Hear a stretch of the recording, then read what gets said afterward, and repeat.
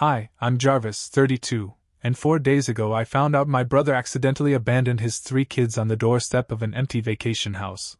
Because he gave a taxi driver the wrong address while I was off camping. Yeah. That's how my quiet little life blew up. The worst part?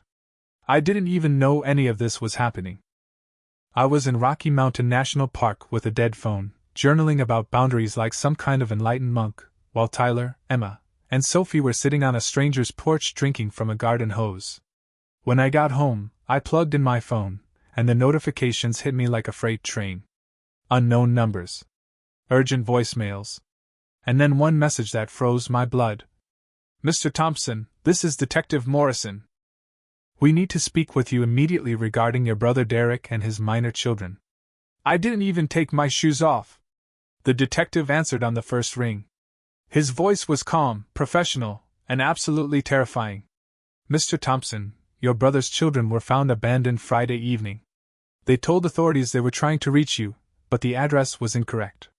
They've been in emergency foster care for 4 days. I swear the room tilted. I kept repeating the same useless sentence. That's impossible. I told Derek no. I told him I couldn't watch them. Turns out, Derek didn't care. He'd packed the kids into a cab, handed the driver cash, rattled off an old address he barely remembered, and then boarded a flight to Vegas with his phone turned off. He'd been partying, gambling, and posting Instagram stories while his kids were crying themselves to sleep in a foster home. I was still trying to breathe when the detective said the words that hit hardest. They're asking for you. That's how I ended up speeding across Denver toward the Child Services building, my heart in my throat, imagining every horrible scenario those kids had lived through. I wasn't prepared, not for the paperwork, not for the questions, and definitely not for what I saw when Jennifer, the caseworker, led me into a playroom. Tyler looked up first. His face crumpled the second he saw me. Uncle Jarvis? He whispered, like he was afraid I might disappear if he spoke too loud. I dropped to my knees. They collided with me so hard I almost fell backward, 3 little bodies shaking, clinging, crying into my chest. Sophie's tiny arms strangled my neck. Emma didn't say a word, just buried her face into me. And Tyler, he was trying so hard to be brave, but the kid was shaking like a leaf. I didn't know. I kept whispering. I didn't know you were coming. I would have been there. I would never leave you. Tyler's voice broke when he said, We waited for you. That one sentence nearly took me out. I held them tighter. Tighter than I ever had in my life. And right then I made the first promise that I fully intended to keep. You're safe now. I've got you. I'm not going anywhere. But the truth? The mess Derek created was only just beginning. And the storm that was coming would drag every one of us into it.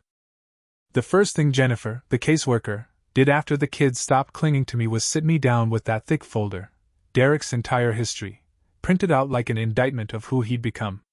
And honestly, seeing it in black and white hit me harder than any courtroom speech ever could. 3 prior CPS reports. Multiple neighbor complaints. A custody petition from Lauren he'd been dodging for months. Teacher statements. Medical notes. Missed payments. Gambling records. It felt like I was reading the autopsy report of our childhood. Mr. Thompson, Jennifer said gently, before you see the children again, I need to know something. Did you agree to babysit them this weekend? No, I answered immediately. I said no. I told him I had a deadline. I told him I had a camping trip. He knew I'd have no cell service. She nodded, the kind of nod people give when a puzzle piece finally clicks into place. And yet he told the children you were waiting at the door. I felt something curdle in my chest, anger, grief, shame, all fermenting together. When I finally stepped back into the playroom, the kids were watching me like I might vanish again. Tyler sat stiffly on the edge of a tiny plastic chair, clearly trying not to cry in front of his sisters. Are you mad at us? He asked. That one nearly knocked me over. No, I said, kneeling so I could look him straight in his bruised little face.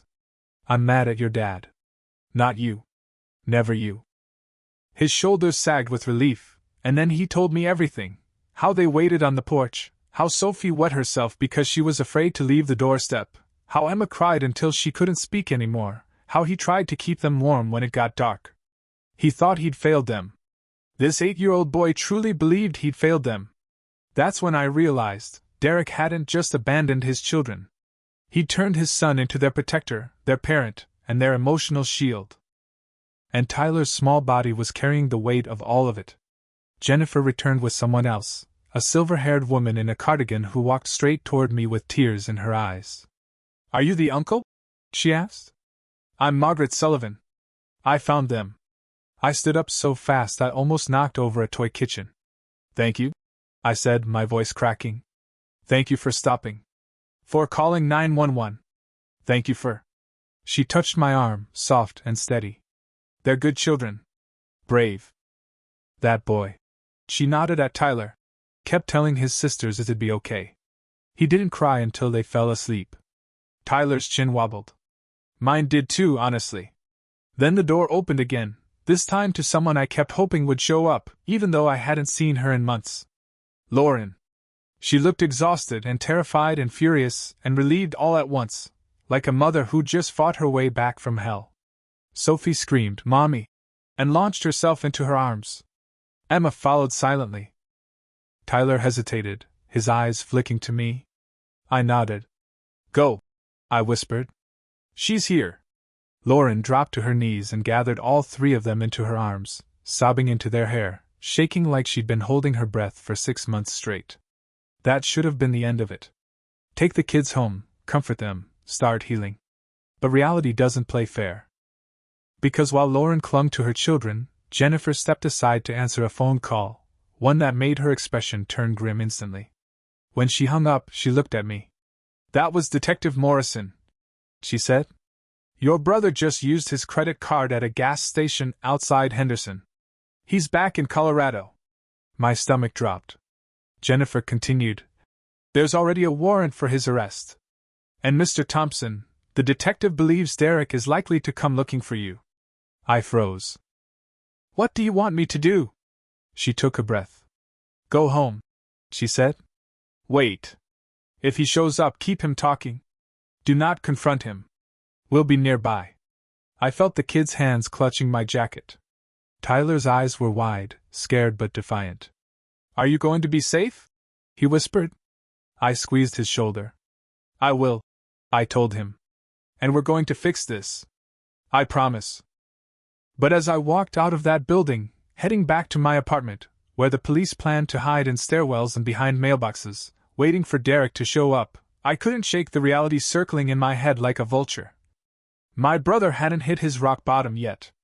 But he was sprinting straight toward it. And he was planning to drag me down with him. I knew Derek would show up angry. I knew he'd show up entitled. I knew he'd show up ready to twist reality into some shape where none of this was his fault. What I didn't expect was how fast the mask would fall off. The police were already in place, Detective Morrison downstairs pretending to check his mail, 2 officers in the stairwell, 2 more parked outside. My job was simple, keep Derek talking long enough for them to move in. But nothing about Derek was ever simple. It was 11 p.m. when he finally staggered down my hallway, pounding on my door like he owned the place.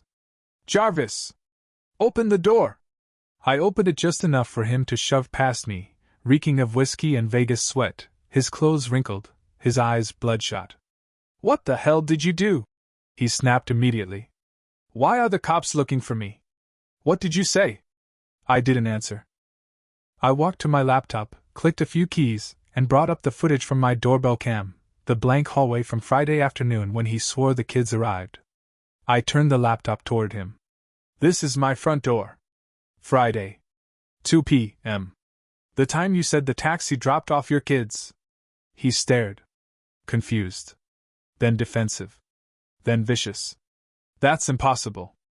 I gave them your address." "What address, Derek?" 4782 Pine Ridge Lane. I closed the laptop slowly.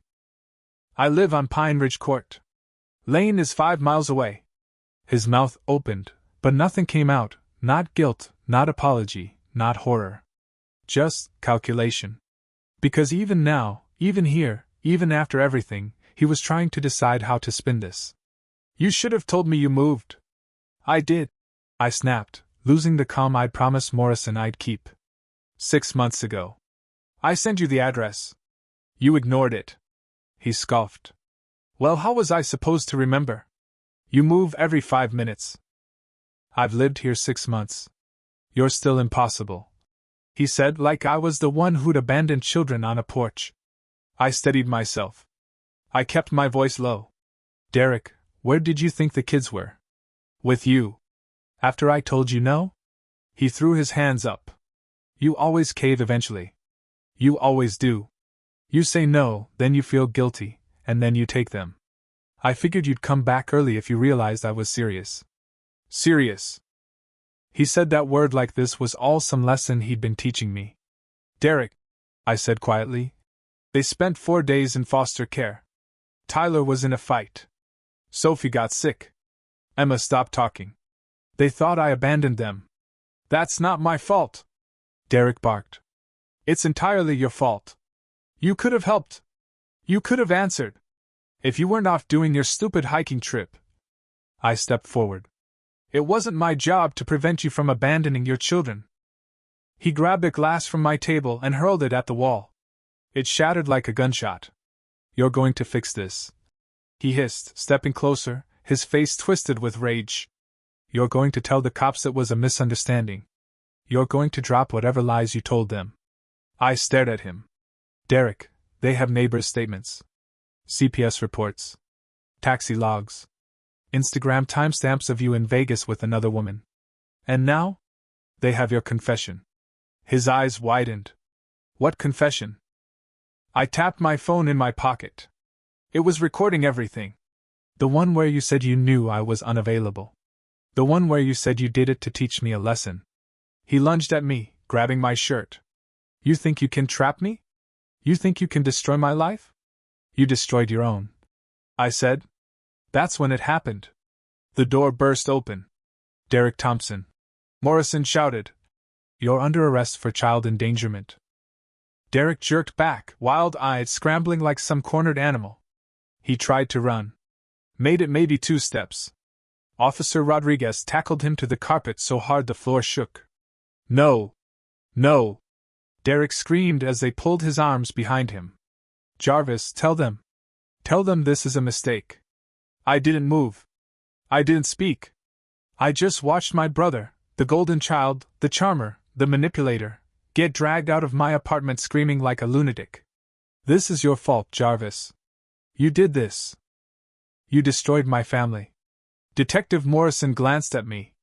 You did the right thing, he said softly. Your recording will help protect those kids. Especially since he admitted he knowingly abandoned them. The door closed behind them. Silence. Just the broken glass on the floor and the echo of Derek's rage fading down the hallway. I sank onto the couch, shaking, finally letting my lungs expand. My brother had always controlled the narrative. Always twisted the truth. Always found someone else to blame. But not anymore. For the first time in my life, Derek's story had hit a brick wall. And that wall was me. I didn't sleep that night. Not because Derek had just been arrested in my living room, or because my coffee table was now a graveyard of broken glass, but because for the first time in years, I wasn't bracing for his next crisis. There was nothing left for him to manipulate. Nothing left for him to twist. No more guilt trips. No more late night emergencies. No more using the kids as bargaining chips. It was over. Or so I thought. The next morning, I walked into the Child Services building for a meeting with Jennifer and Lauren. I expected paperwork, maybe a few questions. I did not expect to walk into a war room. Jennifer had a stack of documents so thick it looked like she'd printed the entire internet. Lauren sat beside her, exhausted, emotionally bruised, but determined in a way I'd never seen before. Jarvis, Jennifer said gently, I need you to prepare yourself. Things are moving fast. Lauren gave me a look, half apology, half fear. What's happening? I asked. Jennifer slid a file toward me. Derek has been charged with 3 counts of child endangerment. And that's not all. During the investigation, we uncovered fraud at his workplace, unreported gambling income, and multiple families claiming he stole their escrow funds. I blinked. All of that came from my saying no? Jennifer nodded. Your boundary didn't just expose one incident.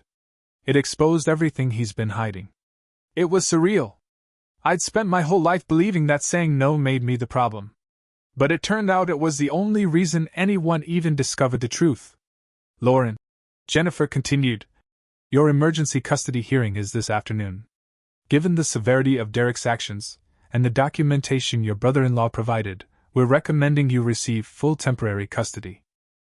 Lauren's lip trembled, but her voice didn't. I just want my babies safe. Jennifer nodded. They will be. But we have one complication. I felt my stomach drop. What complication? Jennifer folded her hands. Derek is claiming this was all your idea. I just stared at her. My idea? Yes. He's telling investigators you orchestrated everything to frame him. He claims you wanted him in jail so you could steal the children and control the family narrative. I laughed. Loudly. Bitterly. Ugly. Of course he was. Of course Derek, handcuffed, cornered, exposed, was still trying to twist the story into something where he wasn't the villain. Jennifer continued. We know he's lying. We have evidence. But he's insisting the children were safe, that you agreed to babysit, that you're trying to ruin his life. Lauren's voice cracked. He's still doing this. Even now. Even now. Even after everything his kids went through. Even after everything he'd done. Even after getting dragged out of my apartment in handcuffs. He was still trying to weaponize me. Jennifer leaned forward. This is why I need you at the hearing, Jarvis. The judge has to hear your side directly. It will matter. I nodded. I'll be there. Whatever you need. She exhaled in relief. Good. Because this case, it's bigger than any of us expected. Derek's entire foundation is collapsing. His employer just sent over documents. He's been stealing client funds for years. And the IRS contacted us about his gambling history. Lauren covered her mouth. He's going to prison, she whispered. Isn't he? Jennifer didn't answer. She didn't need to. I thought about Tyler's bruised cheek. Emma's silent tears. Sophie's feverish body clinging to mine. And suddenly I didn't feel bad for Derek anymore. Not even a little. Jarvis, Jennifer said softly, the children will be brought in after the hearing so the judge can see them. They asked for you first thing this morning. My chest tightened. They're okay? I asked. Lauren wiped her eyes. They slept in my bed last night. All three of them. Tyler wouldn't let go of my hand. Emma cried herself to sleep. Sophie didn't want to close her eyes until I promised she was safe. I swallowed hard. What time do we need to be there? 9 a.m. sharp, Jennifer said. Get ready. It's going to be a long morning. As we left the office, Lauren stopped me in the hallway. Jarvis, she whispered, I'm sorry you're being dragged into this. I shook my head. No, I said. I'm done apologizing for Derek. And you should be too. She nodded slowly, like she was learning how to breathe again. We walked out together, two people Derek had used, manipulated, and taken for granted for years. Except now? He wasn't in control anymore. And in less than an hour, a judge would hear everything. The truth. The lies. The kid's trauma. My recording. His Vegas weekend. All of it. The turning point had already happened. The fallout was about to begin.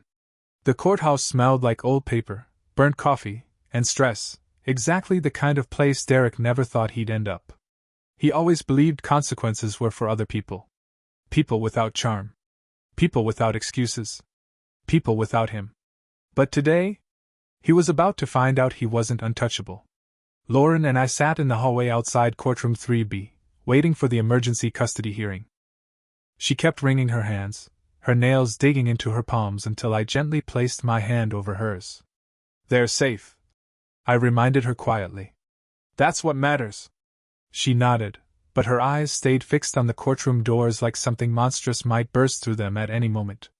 To be fair, something monstrous usually did. And its name was Derek.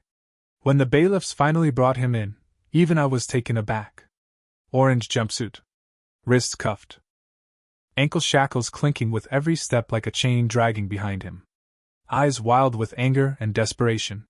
He looked less like my older brother and more like someone who'd finally run out of lies to hide behind. His public defender, who looked approximately 12 years old, hovered next to him like he was afraid Derek might explode. Derek spotted me first. "You," he snarled. "You did this." I didn't respond. I didn't need to. Because in 10 minutes, a judge with zero patience was about to do something I'd never been able to do. Shut Derek up. The courtroom was quiet except for the clatter of Derek's cuffs as he shifted in his seat like a toddler who needed a nap. Judge Catherine Wheeler walked in. She had the kind of presence that could silence a riot: sharp eyes, clipped tone, zero tolerance for nonsense. Exactly the worst possible audience for Derek. "We are here to address the emergency custody case of Tyler, Emma, and Sophie Thompson," she began. "Given the criminal charges pending against Mr. Derek Thompson, this hearing will determine temporary custody and protective measures." Derek's lawyer stood. "My client pleads." The judge held up a hand. "We are not here for criminal pleas." "Sit down." The lawyer sat so fast his chair screeched. Then the evidence began. Jennifer Martinez went first. Calm. Prepared. Devastating. She laid out the timeline of the abandonment. The CPS history. The prior neglect reports. Tyler's bruises. Emma's trauma-induced silence. Sophie's fever. Every word was a nail in the coffin of Derek's "I'm a good dad" fantasy. Derek leaned toward his lawyer, whispering furiously. The lawyer looked like he wanted to fake a medical emergency and flee. Then came Margaret Sullivan. Tiny. Silver-haired. Wearing a floral dress that reminded me of every sweet grandmother in every childhood movie ever made. She stood at the podium, cleared her throat politely, and then absolutely obliterated Derek with old lady precision. "I found those children huddled on a cold porch, terrified and alone," she said. "That baby was asleep on her brother's lap, burning with fever. They'd been there for hours. No food. No water except a garden hose. No adult anywhere in sight." Her voice shook.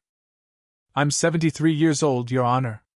And in all my life, I've never seen something so cruel." Derek muttered something under his breath, and the judge snapped. "Mr. Thompson, unless you want to be removed from your own custody hearing, you will remain silent." Lauren squeezed my hand. Next, Jennifer played the footage from my doorbell camera, the empty hallway during the exact moment Derek claimed he dropped them off safely. Then she played the recording from my apartment. Derek's voice filled the courtroom. "You always cave. I dropped them off anyway. You needed a lesson. It's our dynamic." Lauren flinched. I stared forward. And Derek froze. The room went utterly still. The judge looked at him like he just confessed to kicking puppies for sport. "Mr. Thompson," she said coldly, "you knowingly abandoned your children after being told their caretaker was unavailable?" Derek tried to spin it. "I figured he'd come back. He always does." "Family is supposed to help family." "No," the judge said sharply. "Family is supposed to protect children. Something you have repeatedly failed to do." Then, to my shock, the judge asked for a private meeting with Tyler. Jennifer brought him in. This brave little 8-year-old walked into chambers like he was heading to the principal's office to defend his sisters. When they emerged, the judge's face was stone. "Based on Tyler's statements," she said slowly, "this court is deeply concerned about patterns of neglect going back years." Derek stood abruptly, the chains clanking. "He's lying!" Jarvis coached him. "Sit down," the judge thundered. The bailiffs stepped closer. Lauren's attorney presented her rehabilitation. Her stable job. Her therapy records. Her new apartment. Her support system. Her commitment. Then it was my turn. I testified about the call. My refusal. The manipulation. The taxi. The wrong address. The Vegas trip. The months, years, of Derek treating parenting like a side quest. When I finished, the judge didn't hesitate. "Mr. Derek Thompson, your parental rights are suspended effective immediately. Pending criminal proceedings, this court anticipates full termination." Derek exploded. "You can't do this! They're my kids!" Jarvis, say something! Fix this! But I said nothing. And for the first time in his life, no one rushed in to save him. Mrs. Lauren Thompson, the judge continued, you are granted full temporary custody. Review in 6 months. Lauren burst into tears. Relief. Grief. Gratitude. All of it at once. Then the judge turned to me. Mr. Jarvis Thompson, you are approved as emergency guardian and ongoing support for the children. Thank you for your role in ensuring their safety. I swallowed hard. Nodded. Did my best not to cry in front of an entire courtroom. The bailiffs escorted Derek out as he screamed accusations and promises of revenge that no one believed anymore. And just like that, the man who tormented all of us, manipulated all of us, used his own kids, for years, was gone. Behind bars. Separated from the children he'd nearly destroyed. For the first time in a long time, I could breathe. But the real healing? That was only beginning. In the weeks after the custody hearing, life didn't magically snap into place. There was no Hollywood fade to black, no neat ending where everyone suddenly healed and smiled. Real life doesn't work like that. Trauma doesn't work like that. But something else happened, something quieter, steadier, and more powerful. We started building a new normal. Lauren's apartment became the epicenter of that new world. The kids had just 2 bedrooms, but they didn't care. Tyler slept on the top bunk, Emma on the bottom, and Sophie on a mattress next to Lauren's bed because she wasn't ready to sleep alone yet, not after being abandoned on a cold doorstep. The first time I visited after everything settled, Tyler greeted me at the door like he'd been waiting all morning. Uncle Jarvis! Wanna see my fort? The fort was 3 blankets, a broken flashlight, and a stuffed rabbit Emma lent him as a guard. Honestly? It was the greatest thing I'd seen in years. Emma peeked out shyly, a smear of blue paint on her cheek. She still wasn't talking much, but her eyes had light again, a tiny spark, but it was there. And Sophie? Sophie launched herself at my legs with the same enthusiasm other kids reserve for birthday cake. You came back, she whispered, like she still wasn't convinced any adult in her life would stay. Of course I came back, I told her. I'll always come back. Lauren overheard. She leaned against the kitchen counter, arms crossed, tears glassing her eyes, not sad, not overwhelmed, but grateful. A gratitude that came from the kind of hell only she and her kids truly understood.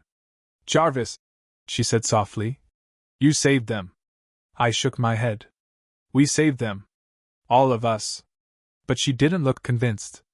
That afternoon, after the kids settled into coloring books and Tyler introduced me to some kind of coding game he'd discovered, Lauren pulled me aside. I need to tell you something, she said, nervously twisting her sleeves. Therapy's helping, and the kids are improving, but Derek left more damage behind than I realized. My stomach tightened. What do you mean? She hesitated. Tyler admitted he used to sleep in the hallway outside the master bedroom because Derek would lock the door at night and tell him he was the man of the house when he was gone. I felt sick. He's 8, she whispered. He thinks protecting his sisters is his job. He thinks resting is selfish. He thinks he failed them that night. I closed my eyes. Tyler, the little boy who should have been building Lego towers and fighting over crayons, had been living like a soldier. He didn't fail anyone, I said. Derek did.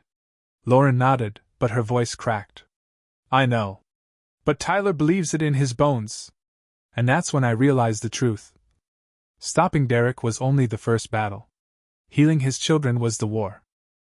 Over the next few weeks, I became a constant part of their routine. Tuesday coding nights with Tyler. Thursday art time with Emma, who finally began speaking again, first a whisper, then a sentence, then a cascade of stories that had clearly been trapped inside her for months. Saturday playground trips with Sophie, who clung to my hand with iron determination. Every visit, every hug, every story they shared, it chipped away at the damage Derek had carved into them. But healing wasn't just happening for the kids. It was happening for me too. Because somewhere between bedtime stories and grilled cheese sandwiches, I stopped feeling like the family screw-up Derek always insisted I was. I stopped feeling like the weak one. The quiet one. The one he could bully into anything. For the first time, I felt enough. Enough to protect these kids. Enough to stand up to Derek. Enough to build something healthy out of the rubble he left behind. Lauren noticed it too. One evening after the kids went to sleep, she sat beside me on the couch, exhausted, but calmer than I'd seen her in years. "You know," she said, "I think this is the first time the kids have been safe in, ever." Safe. Such a simple word. Such a massive change. "And Jarvis?" she added, her voice gentler. "Derek's not the only one who needed you. I did too." I felt that one in my chest. We weren't romantically entangled, not even close, but we were something else. Something deeper. Something bonded by shared scars and the determination to never let history repeat itself. "Then I'm not going anywhere," I told her. Her eyes softened. "I know. But the universe wasn't going to let us have peace without one last twist. Because one morning, I got a call from Detective Morrison with a voice that carried something dark underneath it. "Mr. Thompson," he said, "we need you to come down to the station. There's been a development. About Derek." And just like that, the fragile calm we'd built began to quake. Because Derek's downfall? It wasn't over. Not even close. I walked into the police station with that familiar knot in my stomach, the one I used to get every time Derek called my name as a kid. That instinctive tension. That bracing for impact feeling. Even now, even after everything, my body remembered exactly how to react to him. Detective Morrison met me in the lobby, coffee in hand, eyebrows drawn tight. "Jarvis. Thanks for coming so fast. What's going on?" I asked. "Is it the kids? Lauren?" "No. They're fine. This is about Derek." Of course it was. He led me to a small conference room, the kind with a flickering fluorescent light and a table that had seen more confessions than family dinners. He closed the door. "We searched Derek's rental house," he said, "and his office, and his storage unit." I braced myself for the words drugs or weapons, because frankly, nothing would surprise me at this point. "We found financial records," he continued. "A lot of them. He's been running several separate schemes for years." "I knew he gambled," I said. "I knew he screwed up. I didn't know he was organized about it." "Oh, he wasn't organized," Morrison said dryly. "He was reckless. He left a paper trail a mile long.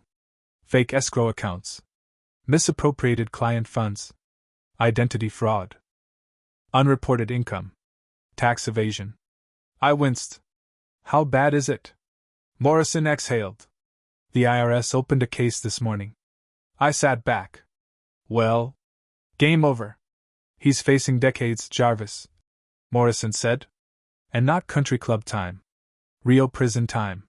For a moment, I actually felt something like pity. Derek wasn't a genius criminal, he was a disaster snowballing downhill. A man so wrapped up in his delusions that he genuinely believed he could outrun consequences forever. But then I remembered Tyler's bruised cheek. And the silence. Sophie's fever. That pity evaporated. "Why did you need me?" I asked. Morrison slid a small clear evidence bag across the table. Inside was a letter. Addressed to me. I felt my pulse jump. "He mailed it from county lockup before the transfer to state prison," Morrison said. "We needed to open it to assess for threats." "Is it dangerous?" "No. But you should read it." My throat tightened. I opened the bag, pulled out the letter. Derek's handwriting was rushed, messy, familiar in the worst way. "Jarvis, I know you think you're the hero right now, but you're not. You're a traitor. You betrayed your own blood. You took everything from me. And when I get out, I'm going to fix what you destroyed. I'm going to get my kids back, and I'm going to make you regret what you did. This isn't over. Derek." A cold wave spread through me. Not fear. Recognition. Because this entitlement, this blame, this refusal to look in the mirror, that was Derek Thompson. That was the man behind the manipulation. The man behind the cruelty. The man who believed everyone else existed solely to serve him. I folded the letter carefully and handed it back. "Is that enough for a protective order?" I asked. "Absolutely," Morrison said. We'll file it today. Lauren will be added to it automatically. I nodded. Good. He hesitated. There's one more thing. Of course there was. We located Derek's girlfriend. The one from Vegas. Melissa. The 26-year-old who had no idea Derek even had kids. She came forward voluntarily. Morrison continued. She gave us screenshots of conversations, receipts, additional evidence. Apparently Derek told her he'd been set up by jealous family. She believed him, until she saw the news. I rubbed my face. So now she's part of this circus too. She's cooperating, Morrison said. Her testimony will be useful. But more importantly, he slid another paper across the table. Derek tried to call you from the transport bus. He tried to claim the children were in danger with Lauren. That you were part of some conspiracy. I closed my eyes. Of course he did. Even now, he was spinning reality like cotton candy, trying to make his delusion stick. He's losing control, Morrison said gently. And people like your brother, they get volatile when they lose control. I know, I said quietly. Which is why I'm telling you this. Morrison leaned forward. You are not safe from his fixation just because he's behind bars. He blames you. 100%. I nodded, calm but resolute. I don't care if he blames me, I said. As long as those kids are safe. And that was the truth. Derek could rave, threaten, scream, write letters soaked in venom. It didn't matter. Because Tyler was learning to sleep without fear. Emma was painting again, filling the apartment with color. Sophie was laughing, really laughing, the kind that shakes her whole tiny body. They were healing. Lauren was healing. We were healing. And Derek? He was right where he needed to be. Jarvis, Morrison said, standing. I don't know how this story ends. But I can tell you one thing. What's that? You stopped the cycle. I didn't respond. I couldn't. Because hearing it out loud, hearing that all the pain, all the chaos, all the guilt, all the fear, had actually meant something, it nearly broke me. In the best way possible. I walked out of the station into a cold wind, the kind that wakes you up more than coffee ever could. And for the first time since Derek dumped those kids in a taxi, I breathed. Really breathed. But there was still one more chapter to write. The one where we learn how to build a family from scratch. Not the one we were given, but the one we chose. 6 months after the day Derek's kids were abandoned on a stranger's porch, I found myself standing in my backyard, flipping burgers on an old grill that had somehow become the center of our new universe. It was a Saturday, the kind of warm, golden afternoon that feels like an apology from the universe after a long storm. Tyler was teaching Emma how to code a simple game. Sophie was running in circles with a bubble wand like she just discovered magic. Lauren was sitting on a patio chair, laughing at something Robert, her new boyfriend, said. A gentle, soft-spoken accountant who actually listened. Who showed up. Who didn't run or demand or manipulate. And me? I wasn't bracing for my phone to buzz with Derek drama. I wasn't waiting for the next blow-up. I wasn't in survival mode. For the first time in years, I was simply living. Uncle Jarvis! Sophie yelled, barreling toward me with a bubble the size of a volleyball wobbling in front of her. Look! I made a giant one. I crouched down. You did. That's the biggest bubble in Colorado. Maybe the world. She grinned like she just won a Nobel Prize. Emma wandered over, holding a painting she'd made. A sunset. Bold colors. Smooth brush strokes. Hope in every line, something unthinkable just months earlier, when she wouldn't even speak. Is this for me? I asked. She nodded, shy but proud. It's our family, she said quietly. My throat tightened. Because she was right. It was our family, just not the one we were born into.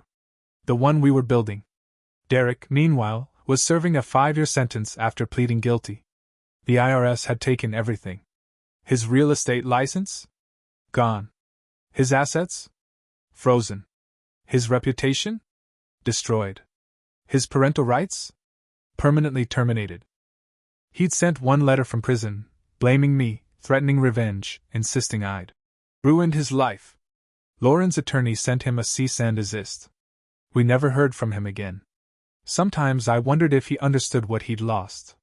Not the money. Not the career. But the 3 small humans who had loved him unconditionally until the moment he abandoned them. Kids don't break easily. But once they do, they don't forget who swung the hammer. Healing wasn't linear. Tyler still woke up at night sometimes, checking on his sisters. Emma still asked quiet questions like, "Is it okay to be happy?" Sophie still clung to adults with a little too much fear of disappearing. But they were thriving. Tyler made honor roll. Emma's artwork was featured in a community gallery. Sophie made 3 best friends on her first day of kindergarten. Every milestone felt like a small victory in a war Derek never realized he was losing. At our Thanksgiving dinner, our first real holiday as a rebuilt family, Tyler stood up with a lemonade glass in hand.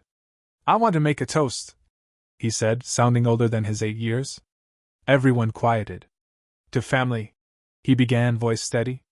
"Not the family you're born with, but the family who stays. The family who helps. The family who shows up. Thank you for giving us a new start." Lauren wiped her eyes. Robert squeezed her hand. Emma leaned into her shoulder. Sophie banged her cup on the table and shouted, "To cookies!" which honestly made the toast perfect. Then Tyler looked at me. "And Uncle Jarvis," he said softly, "thank you for saying no. If you hadn't, we'd still be scared all the time." Lauren covered her mouth, tears slipping through her fingers. I didn't know what to say. My throat was tight, my chest too full. Because saying no had always felt selfish. Cowardly. Wrong. But that single word had become the turning point for all of us. No had stopped the cycle. No had exposed the truth. No had saved 3 children from a lifetime of quiet trauma. And yes, every yes after that, had built something stronger. We weren't the perfect family. But we were ours. Chosen. Healing. Growing. Safe. As the night wound down and the kids ran off to play one last game of freeze tag, Lauren came to stand beside me.